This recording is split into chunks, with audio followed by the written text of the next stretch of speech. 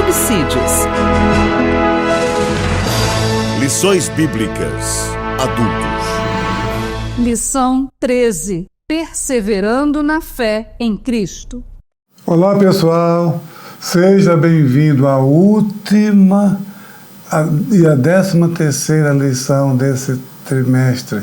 Primeiro trimestre de 2025, um trimestre abençoado, onde tratamos de diversos assuntos importantes na vida cristã e esperamos que todos vocês, professores, professoras, alunos, alunas, superintendentes da escola dominical, tenham tirado um bom proveito, tenham aprendido muito nesse trimestre.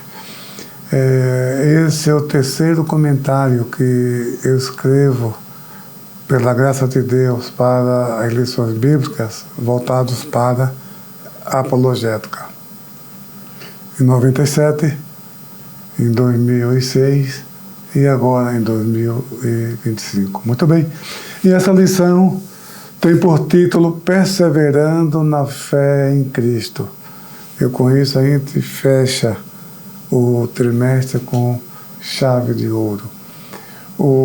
Essa lição trata da palavra de Deus, perseverar na fé, tendo a Bíblia Sagrada como fundamento da nossa fé.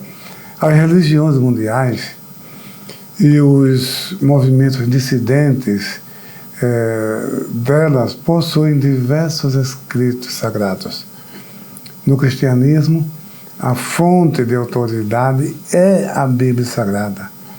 A autoridade bíblica deriva de sua origem em Deus, o que nos permite chamar a Bíblia de a Palavra de Deus.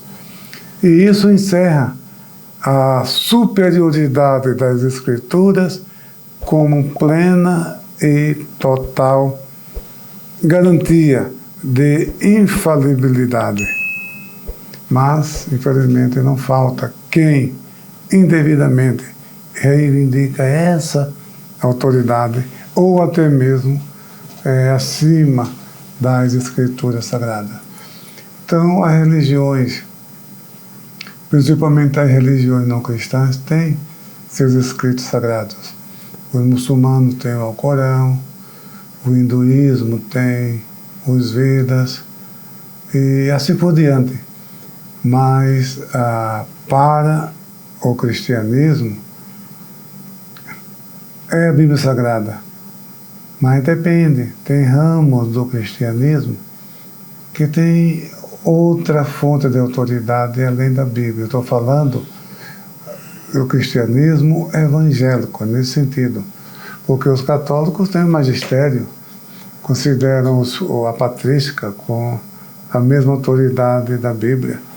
Ele diz o seguinte: ora, se os apóstolos, se a igreja, não fala os apóstolos, se a igreja produziu o Novo Testamento, ela tem autoridade de alterar, de modificar.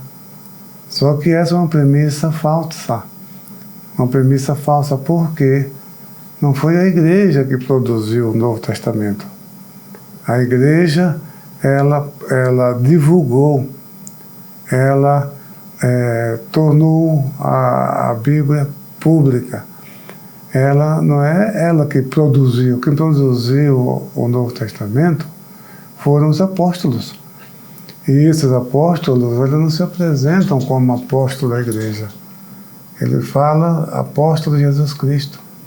Pode observar, na introdução das epístolas de Paulo, de Pedro, fala apóstolo fulano de tal, ou Paulo, apóstolo de Jesus Cristo, não apóstolo da igreja. Então, a igreja, ela publicou o Novo Testamento, mas não foi ela que produziu. Então, essa premissa, ela não é correta. Afirmar que a igreja produziu a Bíblia, o Novo Testamento, portanto, tem direito de modificar, de atualizar. Não, na Bíblia não é assim. Então, Eu falo de a nossa única regra de fé e prática é a Bíblia, mas eu estou falando dos evangélicos. Não estou falando de um modo geral. Isso é importante que se tenha em mente. Então, outras religiões, mesmo dentro do cristianismo, têm seus livros autorizados, as seitas, os mormons. Os mormons têm o livro de Mórmon, né, como palavra de Deus. Você vê que no 8º artigo de fé do mormonismo, diz o seguinte, abre aspas, cremos ser a Bíblia a palavra de Deus, desde que seja fiel à sua tradução. Cremos também no livro de Mórmon, fecha aspas. Então veja, para confessar a sua fé na Bíblia Sagrada, colocou uma restrição, desde que seja fiel à sua tradução. Mas para o livro de Mórmon não colocou nenhuma restrição. E James, um eminente líder mormon, ele disse o seguinte, ele escreveu um livro intitulado Regras de Fé, que é uma explicação de cada artigo de fé, das regras de fé do mormonismo.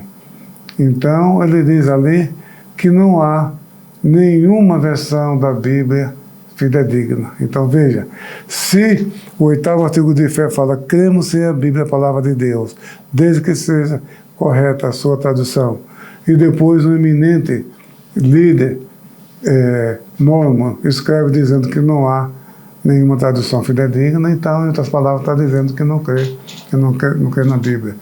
E outra coisa também é a passagem no livro de Mórmon, que chama de tolos aqueles que buscam somente a Bíblia.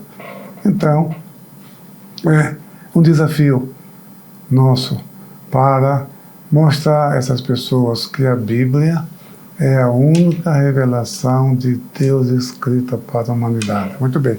Agora aqui nós temos no primeiro tópico, diante das heresias é preciso perseverança. Nós começamos o trimestre, na lição 1, falando das heresias, falando da apologética, o que significa heresias, quais os desafios que nós temos em relação às heresias. E aqui o apóstolo Paulo, nesse trecho, nessa porção da epístola, da segunda epístola a Timóteo, ele fala da fidelidade de Timóteo, que seguiu a doutrina apostólica. O que é a doutrina apostólica? São as crenças da igreja, da nossa igreja hoje, sabe? A doutrina dos apóstolos é tudo aquilo que Jesus ensinou, quando Jesus, na grande comissão, disse, me dado todo o poder no céu e na terra, portanto vão e façam discípulos de todas as nações, batizando-os em nome do Pai, e do Filho e do Espírito Santo, ensinando-os a guardar todas as coisas que eu tenho ensinado a vocês. Aí eu pergunto, o que foi que Jesus ensinou aos seus discípulos? Jesus falou do céu e do inferno, falou da salvação e da condenação, falou do Pai, de Deus e do diabo, falou do Espírito Santo, falou sobre os anjos, falou sobre a igreja, falou sobre o pecado, falou sobre a salvação, ou seja, todos os elementos daquilo que hoje chamamos teologia sistemática. Jesus falou, Jesus ensinou, e ele incumbiu os seus discípulos de ensinar. Aí ele resumiu, falou, todas as coisas que eu tenho ensinado a vocês, ou na Almeida Corrigida, todas as coisas que eu vos tenho ensinado. Então, quando Paulo diz que Timóteo está seguindo sua doutrina no versículo 12, são esse conjunto de crenças e práticas da fé apostólica. Aí Paulo fala das perseguições, fala dos hereges, fala dos heresiarcas que já existiam naquela época. Aí eu pergunto a você, por que e por quem Paulo e os demais apóstolos eram perseguidos. Sabe por que eles eram perseguidos? Porque falavam de Jesus, porque falavam o Evangelho. Então, Paulo era visto como um inovador do pensamento religioso, tanto do ponto de vista judaico, como do ponto de vista romano. Para os romanos, era um agitador. Para os judeus, ele era um apóstata que tinha se afastado da fé judaica. Ainda hoje, para os judeus, João Batista nasceu judeu e morreu judeu. Jesus nasceu judeu e morreu judeu. Mas Saulo de Tarso nasceu judeu e morreu cristão. Então, é essa concepção que eles têm do apóstolo Paulo. Então, Paulo era perseguido porque o que ele ensinava era algo novo. Era algo novo. Falar para os judeus que a fé em Jesus é o suficiente para a salvação. Sabe? Isso para nós hoje é mais natural do que respirar. Mas naquela época, Paulo fazia uma declaração dessa, tem que sair correndo, senão a pessoa caía matando em cima dele. Porque era algo novo, a novidade. Os judeus cheios daqueles rituais, aquelas normas da lei de Moisés, as normas inventadas pela tradição. Aí Paulo chega falando que os gentios que nasceram no pecado, que nasceram na idolatria, adorando os deuses falsos, aí ouviu o Evangelho, se converteu, agora ele é filho de Deus. Agora ele é descendência de Abraão, e nós quem somos?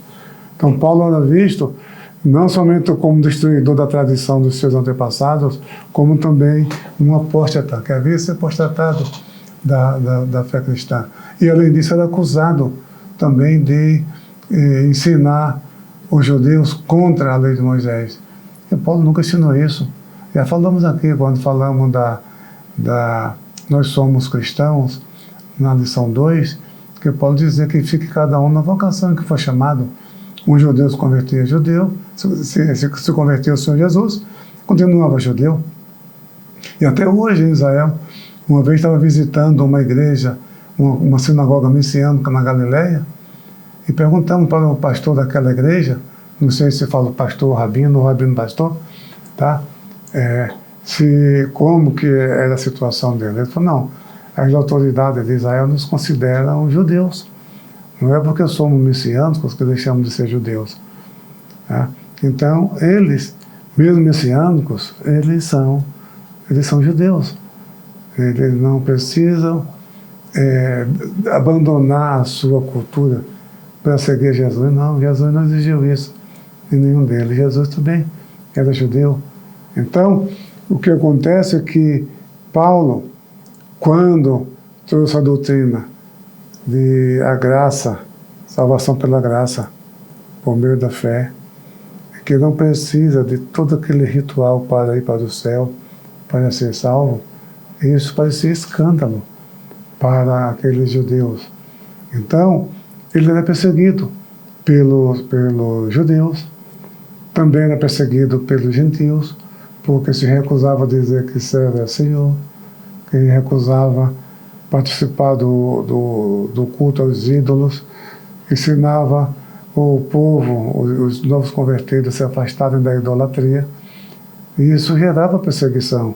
Ele era tido como nivelador da sociedade e pregava o amor às pessoas, que era contrário ao pensamento romano. Então, e Paulo, com a sua pregação, trouxe também problemas econômicos para a cidade de Éfeso, por exemplo. Nós temos a história que todos nós conhecemos de Demétrio. Demétrio dizia que a sua produção, a classe profissional de ouríveis estava em decadência econômica. Por quê? Porque a cidade de Éfeso era a cidade que abrigava a deusa Diana, ou Ártemis em latim para os romanos, Ártemis para os gregos, Diana. E ali as pessoas tinham a miniatura dessa deusa e tinham seus nichos em casa. Tinha lá um altarzinho ali para colocar a miniatura da deusa Diana. Então era um comércio intenso, sabe? Hoje, usando a linguagem atual, seria assim, os santinhos seriam isso. Então, que essas pessoas se convertiam, claro que não ia ter aquele nicho, aquele penato dentro de casa. Então, não ia ter essa imagem dentro de casa. Então, a classe profissional estava em decadência. E quem era o culpado? Era Paulo. Paulo estava na cidade de Éfeso, estava pregando o evangelho, as pessoas estavam se convertendo. Então, era uma crise econômica. Eu estou falando aqui de Éfeso porque está em Atos dos Apóstolos, capítulo 9. Mas isso foi se ampliando no vasto império romano com o passar do tempo. Mas Paulo sofreu perseguição, ele teve que sair da cidade de Éfeso, estava ameaçado de morte por causa disso. Então, mas ele nunca, nem sequer pensou, nem sonhou em abandonar a fé, em abandonar a sua missão, o seu ministério por causa disso. Então é isso que ele está ensinando, recomendando a Timóteo, manter firme, perseverar na fé, mesmo diante das perseguições. E esse ensino está valendo para nós hoje. Não é porque você sofre perseguição no seu trabalho, porque o seu chefe é de outra religião, ou é de um grupo religioso distinto do nosso, e vai te perseguir, que você vai mudar. Não mude não, permaneça firme, porque Deus é com você, sabe? E às vezes não nos abandona não. Às vezes passamos por dificuldades, por lutas, mas são as provações para provar a nossa fé. Mas nós não estamos sozinhos. Então, diante das heresias, é preciso perseverança. As heresias hoje, as heresias são sempre heresias. As heresias de hoje são ensinos contrários à fé cristã. Diz respeito não somente à teologia, mas também à ética. E nós estamos aguardando a vinda do Senhor Jesus Cristo, e são pontos da fé cristã que são inegociáveis. Jamais vamos abrir mão daquilo que nós cremos, por causa de pressões, por causa de heresias, que nós temos que aceitar. Nós não aceitamos.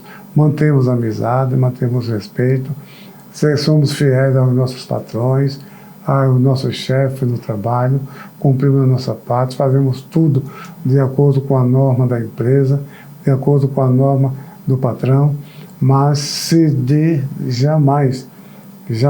Então, esse é o ponto 1. Diante das heresias, é preciso perseverança.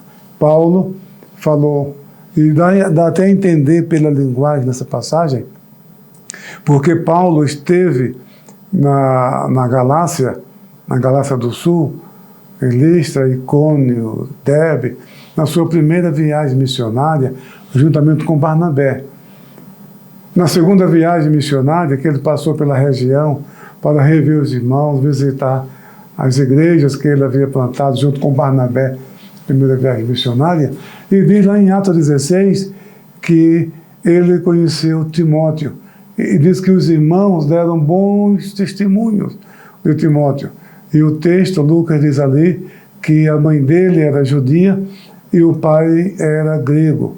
Mas com base no testemunho dos irmãos, Paulo resolveu colocar Timóteo na sua comitiva, nessa viagem missionária. Então, eu não acredito que Paulo tenha conhecido Timóteo só nessa viagem, porque ele já esteve lá antes. Pelo menos 2 anos antes, ele esteve com Barnabé ali. Talvez ninguém tivesse dado informação sobre Timóteo. Talvez Timóteo fosse ainda muito novo. Mas se o Paulo esteve ali e plantou igrejas ali, então devia sim ter conhecido Timóteo. Agora, na segunda viagem missionária, aí sim ele até circuncidou Timóteo. Falamos isso lá na lição 2, que tem por título Somos Cristãos. Então, para não escandalizar os judeus, como a mãe de Timóteo era judeu, então ele era judeu, porque até hoje, na cultura judaica, no casamento misto, só se a mãe for judia, o filho é considerado judeu. Mas se o pai for judeu e a mãe não for judia, ele não é considerado judeu. Isso depende muito do contexto da época, mas hoje é assim. Hoje, em Israel, se a mãe é judia, não importa se o pai é judeu ou não, o filho é judeu. Mas se for o contrário, não. Se o pai for judeu e a mãe não for judia, o filho não é. Isso hoje, está no contexto de hoje. Mas ao longo da história, sempre isso tem alguma variação. Então, Paulo foi perseguido, e Timóteo, com certeza, foi testemunha dessas perseguições e até participou também, sabe, como sendo perseguido juntamente com Paulo. E agora Paulo, na sua segunda epístola, sabe, preso em Roma, que já estava esperando a sua partida, e Deus havia revelado, o Senhor Jesus já lhe havia dito que ele não ia sair mais daquela prisão, que era o fim da sua carreira. Então ele lembra, né, nessa epístola, Timóteo, as experiências que eles passaram juntos, que foram perseguidos por causa da sua fé em Jesus, mas não negou a fé. Nem Paulo, nem também Timóteo negou a fé. Então, diante das heresias, nós precisamos manter firme, não abrir mão para agradar o chefe, para agradar o patrão, para agradar uma autoridade do município. Porque, meus irmãos, talvez você não saiba, mas o apologista, ele não é bem visto, não, na sociedade, nem pelas autoridades, porque as autoridades, eles são de várias religiões, sabe? Eles sabem, essas autoridades sabem que você não concorda com a sua linha de pensamento, sua linha teológica. É claro que muitos deles são pessoas educadas, são pessoas decentes, nos respeitam, nos tratam muito bem, mas eles têm essa reserva com relação a... Até na igreja também. Já aconteceu comigo, e na hora da mensagem o pastor falou, olha, não fala de seita não, hein? Já aconteceu. Não somente comigo, eu já tive contato com outros colegas apologistas que falaram para mim também essa experiência. Então, tem que falar uma mensagem para agradar o povo. Sabe?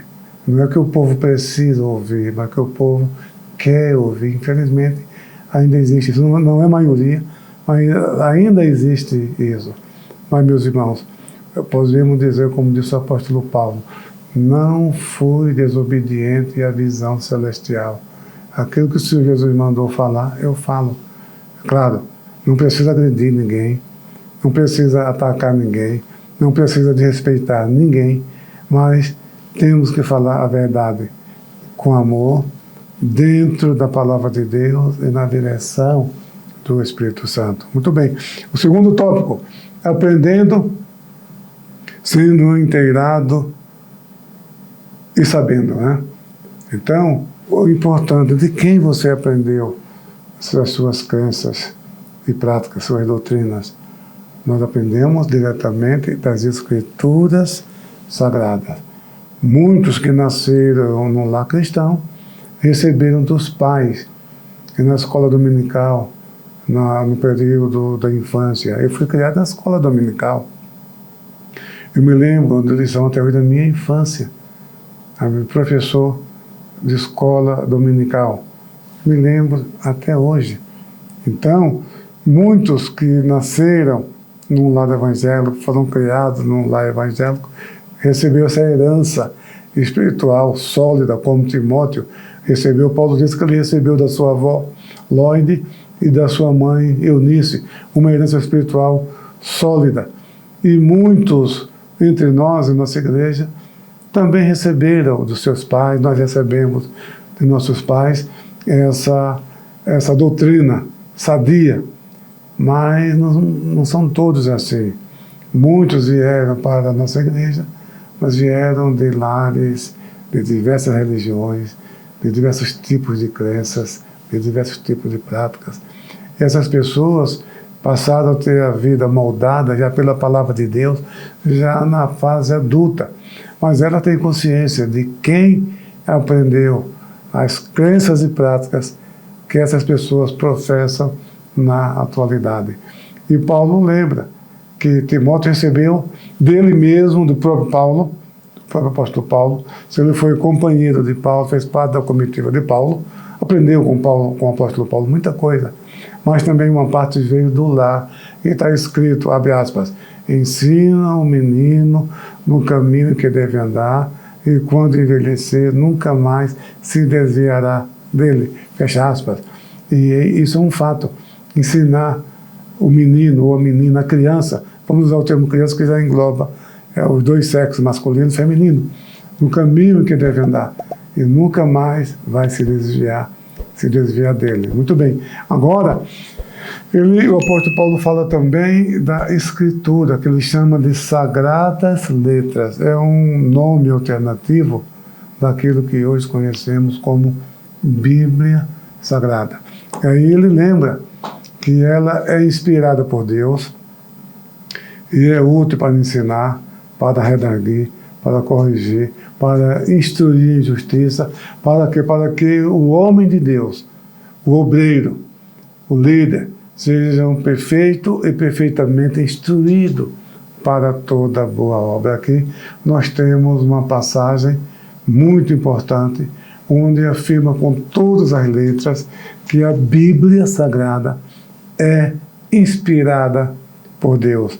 Deus inspirou os autores sagrados com o seu Espírito Santo para produzir o texto. E essa inspiração, ela é verbal e ela é plenária. O que significa inspiração plenária? Significa que toda a Bíblia é inspirada. Toda. De Gênesis a Apocalipse. Aí você vai dizer, pastor, espera um pouco. Alto lá. Se a Escritura, se toda a Escritura é divinamente inspirada, a que Escritura Paulo se referia? É uma boa pergunta, né? Todos nós sabemos que as Escrituras, na época, consistiam do Antigo Testamento. Aquilo que hoje conhecemos como o Antigo Testamento. Porque o Novo Testamento, na era apostólica, estava ainda em fase de produção, não estava completo. Muito bem. Aí isso significa que a Escritura inspirada é só o Antigo Testamento e o Novo. O que dizer do Novo Testamento? É inspirado também. É inspirado também. O apóstolo Pedro, eu vou ler aqui, ó, é bom que você entenda que isso é uma referência aos nossos 66 livros que nós temos hoje. Veja aqui na segunda epístola do apóstolo Pedro, segunda carta de Pedro, no capítulo 3, e o versículo 2, diz o seguinte, preste atenção aqui, olha aqui, ó, 3, versículo 2, olha aqui, para que se lembrem das palavras que anteriormente foram ditas pelos santos profetas e também se lembrem dos mandamentos do Senhor e Salvador que os apóstolos de vocês lhes ensinaram. Então veja, aqui está falando dos profetas, é uma referência ao Antigo Testamento. E fala do Senhor Jesus e seus apóstolos, uma referência ao Novo Testamento. E uma coisa que é importante também é que na segunda epístola a Timóteo, na primeira epístola a Timóteo, olha o que o apóstolo Paulo diz aqui, vocês nunca devem perder isso de vista. Isso é muito importante. 1 Timóteo, capítulo 5, e o versículo, diz aqui 5, 1 Timóteo, versículo 18. Pois a Escritura declara, não amordace o boi quando ele pisa o trigo, e ainda, o trabalhador é digno do seu salário. Então veja que temos aqui duas citações. Uma está em Deuteronômio, no capítulo 25, versículo 4, que Moisés escreveu para não trilhar a boca do boi na hora que ele estivesse trabalhando. Porque aí o apóstolo Paulo cita uma passagem aqui que está em Mateus capítulo 10, versículo 10, e Lucas 10 e 7. Só que a passagem de Lucas 10 e 7, ela é virtualmente uma citação ipso verbis, palavra por palavra. Digno é o obreiro do seu salário. Isso não está no Antigo Testamento. Não está. Mas está em Lucas 10 e 7, que significa que Lucas já era reconhecido nas igrejas como escrituras. Tem mais uma coisa ainda, estava esquecendo. Deixa eu citar mais uma aqui, que reforça mais ainda. Na segunda epístola de Pedro, olha aqui, outro ponto interessante. No capítulo 3, no versículo 15, diz o seguinte, olha aqui, 3, versículo 15, e considere a longanimidade do Senhor, do nosso Senhor, como oportunidade de salvação. Como também o nosso amado irmão Paulo. E Paulo é esse, é o apóstolo Paulo. Muito bem. Escreveu a vocês segundo a sabedoria que lhe foi dada, ao falar a respeito desses assuntos, como de fato costuma fazer em todas as suas cartas. Nelas há certas coisas difíceis de entender, que aqueles que não têm instrução e são instáveis deturparão, como também deturparão as demais escrituras para a própria destruição deles. Ou seja, o apóstolo Pedro está comparando os escritos paulinos, as cartas de Paulo, no mesmo nível das escrituras, porque ele fala as demais escrituras. Então veja, o apóstolo Paulo faz uma citação de Lucas e chama de escrituras em pé de igualdade com Deuteronômio escrito de Moisés. O apóstolo Pedro faz menção dos apóstolos, dos profetas e dos apóstolos, Antigo e Novo Testamentos.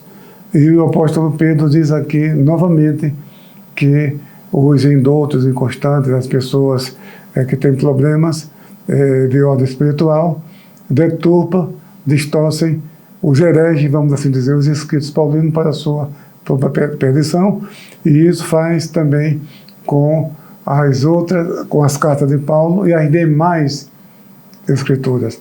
Então, não temos dúvida alguma que a inspiração não é só o Antigo Testamento, é a Bíblia completa.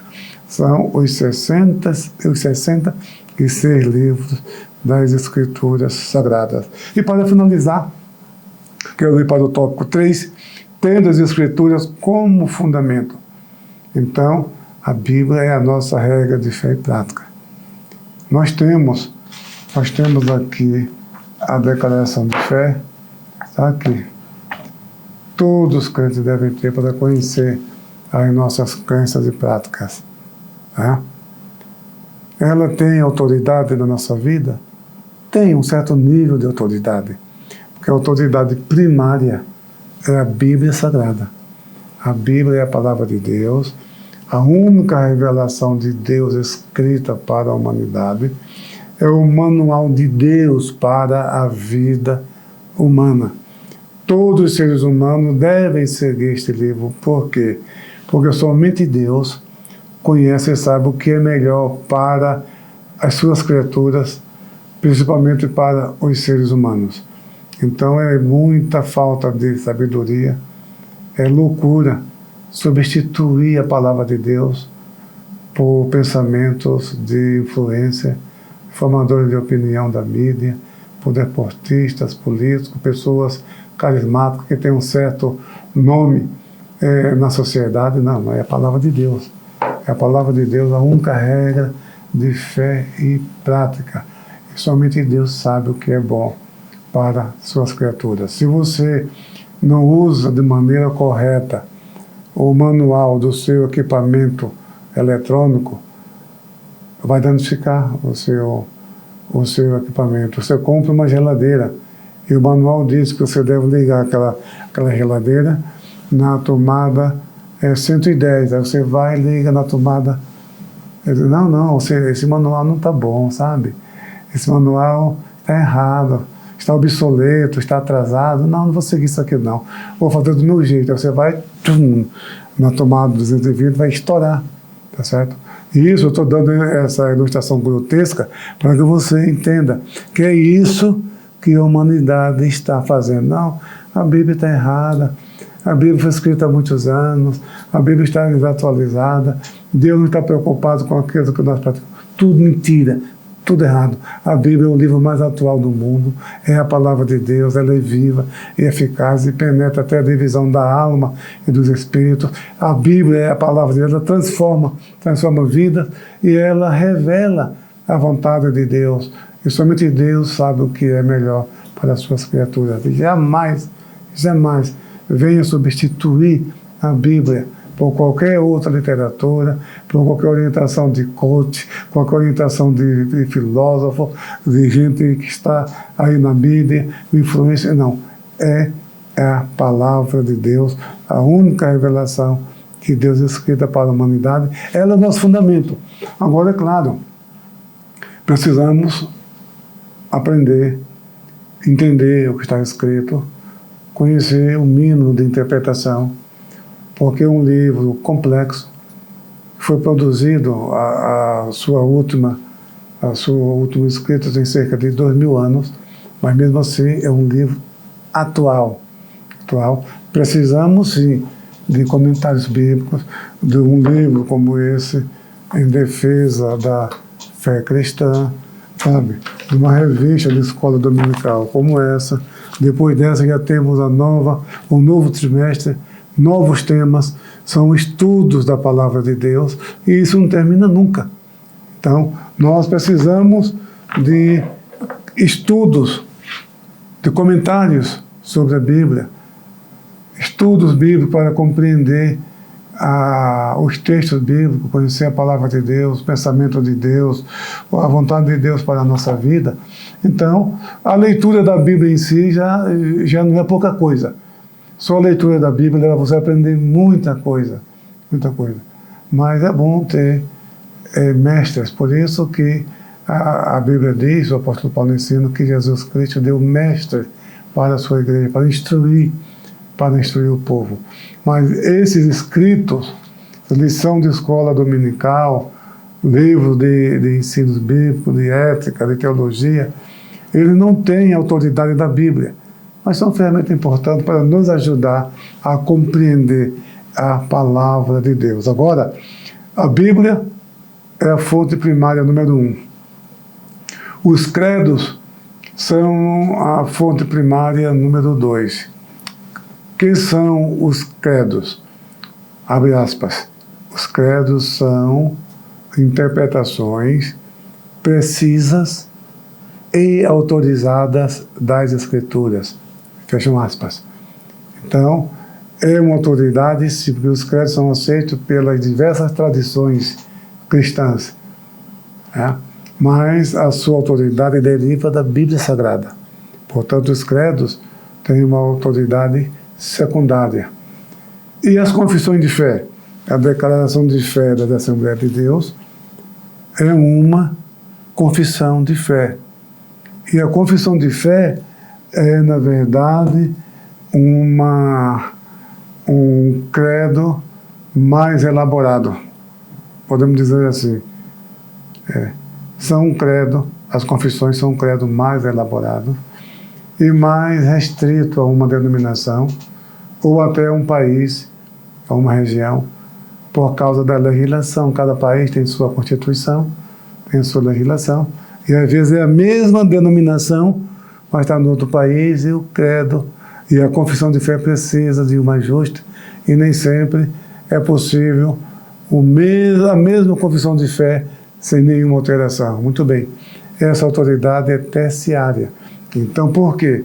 Porque a confissão de fé são as crenças e práticas oficiais de uma denominação e precisa periodicamente ser revisada e ser atualizada. Você sabe que a teologia se escreve a lápis e termina com reticência. Então, ela precisa sempre se manter atualizada. Então, quando alguém chegar usando o púlpito, falando que não concorda com a nossa confissão de fé, a nossa declaração de fé, ela está no lugar errado. Está no lugar errado. Por quê? As nossas crenças não são o pensamento de um teólogo, de uma pessoa, de um líder, de um pastor, não, é o pensamento da igreja, um conjunto histórico. A confissão de fé, como no caso da nossa declaração de fé, é, na verdade, as nossas crenças e práticas de forma organizada. Para quê? Para manter a unidade doutrinária, para instruir os candidatos ao batismo, para mostrar para a sociedade e para as autoridades aquilo que nós cremos, que a nossa fé, nossas crenças são transparentes. Para isso, mas a autoridade primária é a Bíblia. Mas a nossa declaração de fé se baseia na Bíblia, está interpretando a Bíblia. Então, é o pensamento da igreja. Então, você como professor, como professora de escola dominical, como superintendente, você tem o compromisso de deixar isso claro para seus alunos e suas alunas. E aqui finalizo, desejando a todos vocês que tudo que aprendemos nesse trimestre possam trazer edificação na sua vida, desde agora e para sempre. Deus te abençoe.